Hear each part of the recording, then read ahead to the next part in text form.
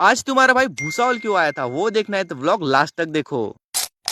Rome Rome भाइयों। तर जय शिवराय मित्रांनो, स्वागत आहे परत एकदा आपल्या एक नवीन मिनी व्लॉग मध्ये। तर आज आपल्या पिवळ्या हत्तीसोबत हेल्मेट पण घेतलं, मग लावलं आपल्या पिवळ्या हत्तीला चाबीन सरळ निघालो मग आधी पेट्रोल पंपावरती जाण्यासाठी। और फिर क्या भाई डाल दिया उसमें 300 का पेट्रोल।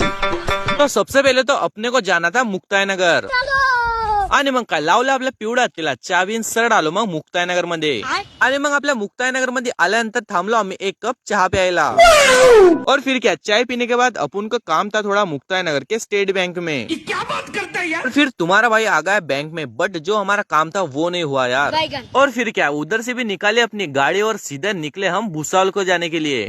तर आता तुम्ही म्हणसाल भाई की तू भुसावळ का जातोय, ते सर्व ते तुम्हाला तिथे गेल्यावर कळेल। पण तुम्हाला मी हे सांगून देतो की हा आहे आपला 100 डेज डेली व्लॉगिंग चॅलेंजचा 40वां व्लॉग। ये बड़ी अच्छी बात कही। और फिर क्या तुम्हारा भाई पहुंच गया सीधा भुसावळ। भाई ये क्या हो रहा है। भुसावळ आने के बाद हम सीधा गए LIC के ऑफिस में। अच्छा। क्योंकि भुसावल आने का जो हमारा मेन रीजन था वो यही था, क्योंकि पापा है LIC एजेंट, इसलिए पापा को काम था थोड़ा पॉलिसी का।